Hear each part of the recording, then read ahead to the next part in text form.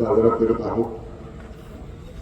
सर्वप्रथम महाराष्ट्र राज्याच्या स्थापना दिनाच्या आणि जागतिक कामगार दिनाच्या जिल्हावासियांना मी मनपूर्वक हार्दिक शुभेच्छा व्यक्त करतो।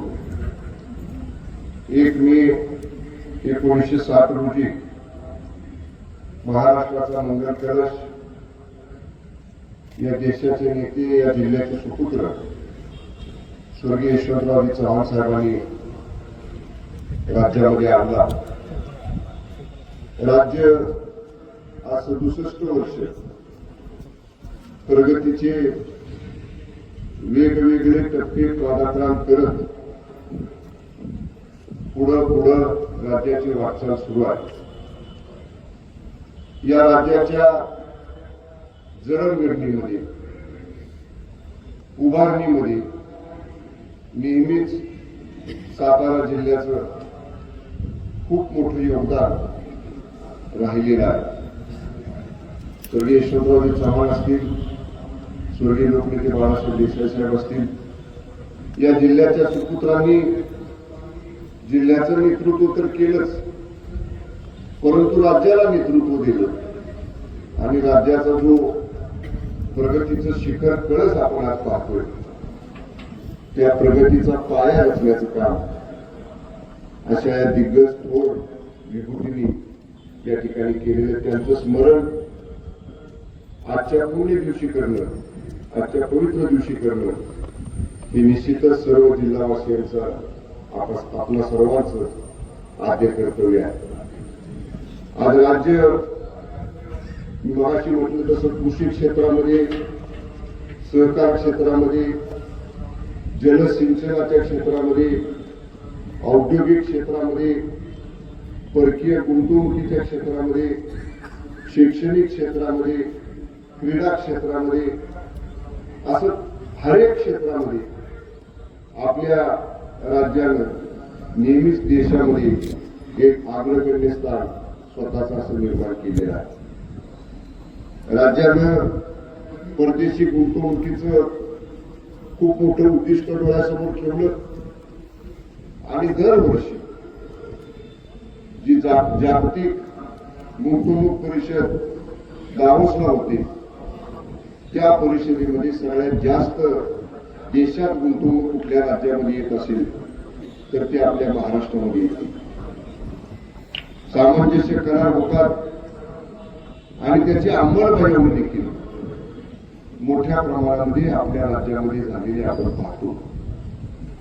वेगवेगळ्या औद्योगिक वसाहती झपाट्यानं वाढत आहेत, औद्योगिकरण होते आणि नवनवीन संशोधन सुद्धा औद्योगिक क्षेत्रामध्ये आपल्या राज्याने प्रस्थापित या ठिकाणी केलेली आहे। सिंचनाच्या बाबतीत सुद्धा इंच जमीन ही 12 मुलीखाली आली पाहिजे, हे धोरण राज्यातल्या महायुती सरकारचा।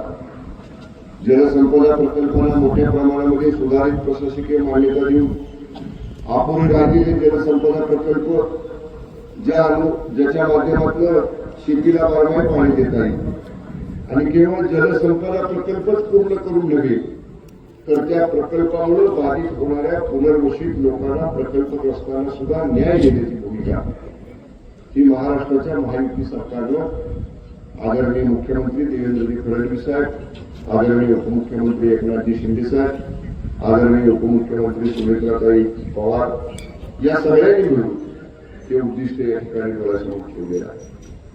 शैक्षणिक क्षेत्रामध्ये, औद्योगिक क्षेत्रामध्ये, आरोग्य क्षेत्रामध्ये सुद्धा राज्यानं खूप मोठी प्रगती केलेली आहे।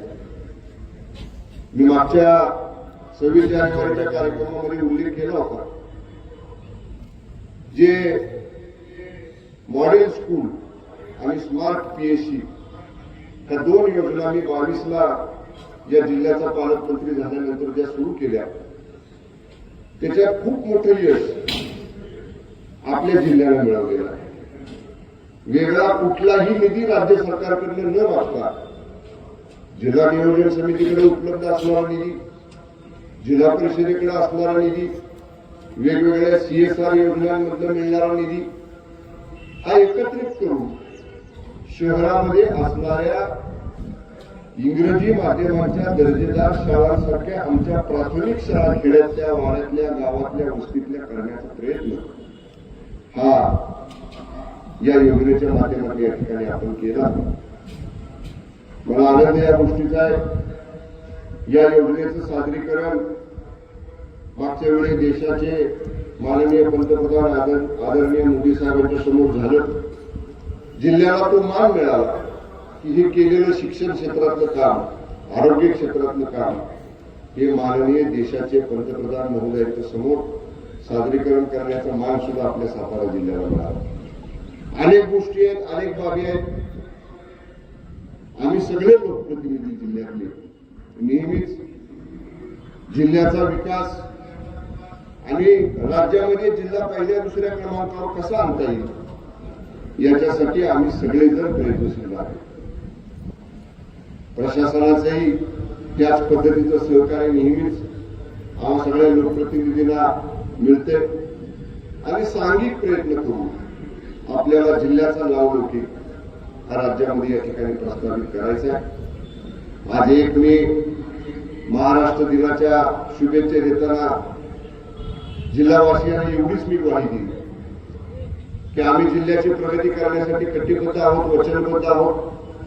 पराकोटीचे प्रयत्न आमचे सुरू आहेत. सर्व जिल्हावासियांची सुद्धा या सकारात्मक सर्व कामासाठी साथ मिळावी, सहकार्य मिळावं एवढ्या भावना या निमित्तानं व्यक्त करतो.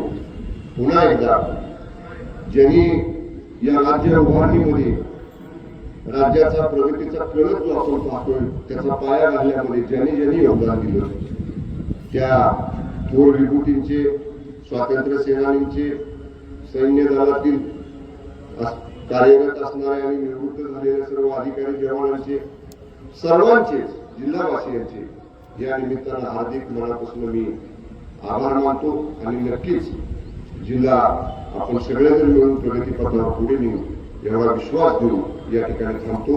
धन्यवाद. जय हिंद, जय महाराष्ट्र.